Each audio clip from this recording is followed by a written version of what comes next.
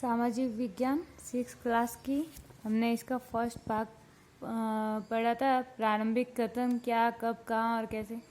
इसका मैंने एक वीडियो बनाया पार्ट 1, वो आप देख ले। इससे आगे जितना उस पार्ट में पढ़ा था आज हम उससे आगे पढ़ेंगे।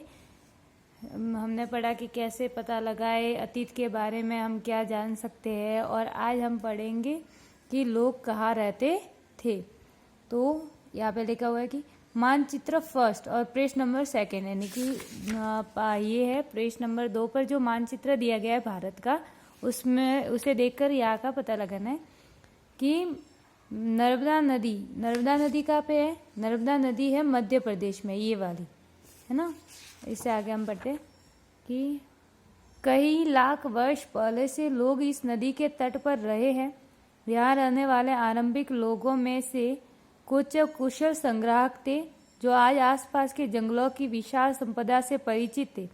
अपने भोजन के लिए वे जड़ों, फलों तथा जंगल के अन्य उत्पादों का यहीं से संग्रह किया करते थे। वे जानवरों का आखेट भी किया करते थे। हमने पढ़ा कि नर्मदा नदी है, वहाँ पे लोग जो रहते थे वो कई लाखों वर्षों से रहते थे और आखेट करके अपना जीवन यापन करते थे। वैसे भी पहले के लोग ज़्यादातर नदियों के किनारे रहना पसंद करते थे, जिससे कि पानी भी मिल जाए और फसल भी उगाई जा सके, और जानवर भी पानी पीने आते हैं तो शिकार, आखेट शब्द आया उसका अर्थ होता है शिकार करना, तो शिकार भी किया जा सके। अब हम आगे पढ़ेंगे कि अब तुम उत्तर पश्चिम की सुलेमान और कीर्तर पहाड़ियों का पता लगाओ।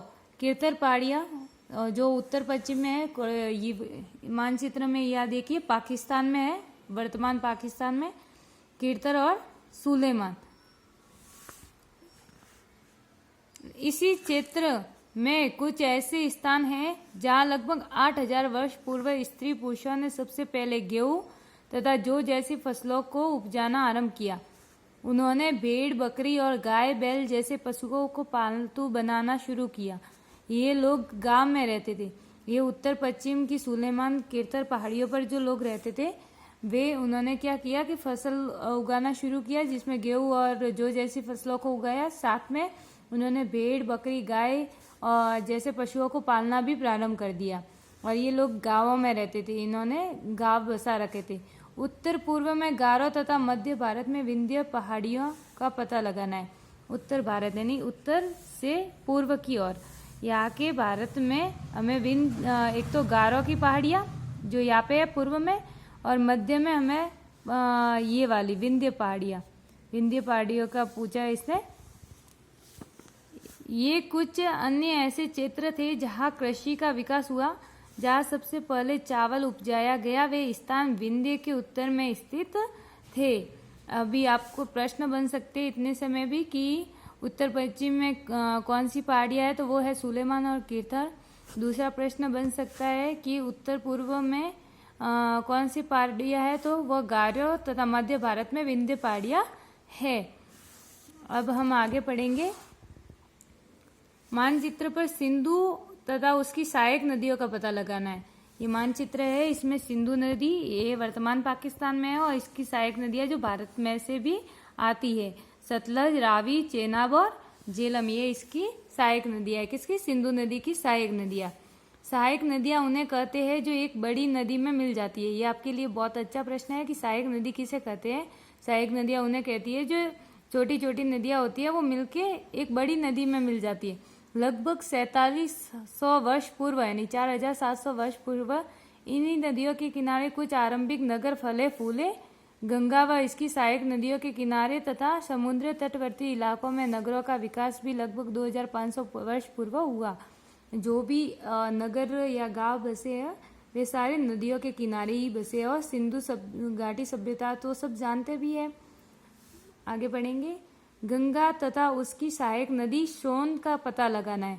गंगा और उसकी सहायक नदी मानचित्र में ये गंगा है जो यहाँ हिमालय से शुरू होती है और बंगाल की खाड़ी में, बांग्लादेश होते हुए बंगाल की खाड़ी में गिर जाती है। और इसके साथ हमें पता लगाना है सोन नदी, ये वाली गंगा के पास में ये देखें, ये है सोन नदी। गंगा के दक्षिण में इन नदियों के आसपास का क्षेत्र प्राचीन काल में मगध कहलाता था, जो वर्तमान बिहार है। वर्तमान में जो बिहार राज्य है भारत का, उसे पहले मगध कहते थे, मगध के नाम से जाना जाता था। इसके शासक बहुत शक्तिशाली थे और उन्होंने एक विशाल राज्य स्थापित किया था। देश के अन्य हिस्सों में भी ऐसे राज्यों की स्थापना की गई थी। मतलब मगध राज्य के जितने भी राजा हुए वो बहुत शक्तिशाली हुए और इन्होंने बहुत बड़ा राज्य स्थापित किया, विशाल राज्य, और इसकी स्थापना अन्य राज्यों में भी की। लोगों ने सदैव उपमहाद्वीप के एक हिस्से से दूसरे हिस्से तक यात्रा की। कभी कभी हिमालय जैसे ऊंचे पर्वतों, पहाड़ियों, रेगिस्तान, नदियों तथा समुद्रों के किनारे कारण यात्रा जोखिम भरी होती थी। फिर भी ये यात्रा उनके लिए असंभव नहीं थी। मतलब जोखिम भरी जरूर होती थी, परंतु ऐसा नहीं है कि वो यात्रा ही नहीं करते थे, वो यात्रा करते थे। अतः कभी लोग काम की तलाश में, तो कभी प्राकृतिक आपदाओं के कारण, जैसे बाढ़ आ गई या सूखा पड़ गया, तो उस कारण वो यात्राएं करते थे एक स्थान से दूसरे स्थान। आपदाओं के कारण एक स्थान से दूसरे स्थान जाया करते थे। कभी कभी सेनाएं दूसरे क्षेत्रों पर विजय हासिल करने के लिए जाती थी। इसके अतिरिक्त व्यापारी कभी काफिलों में, तो कभी जहाज़ों में अपने साथ मूल्यवान वस्तुएं लेकर एक स्थान से दूसरे स्थान पर जाते रहते थे। धार्मिक गुरु लोगों को शिक्षा और सलाह देते हुए एक गांव से दूसरे गांव में जाते थे, कस्बे से दूसरे कस्बे में जाया करते थे। मतलब लोग अगर एक स्थान से दूसरे स्थान पर यात्रा कर रहे हैं तो किसी न किसी कारण से कर रहे हैं।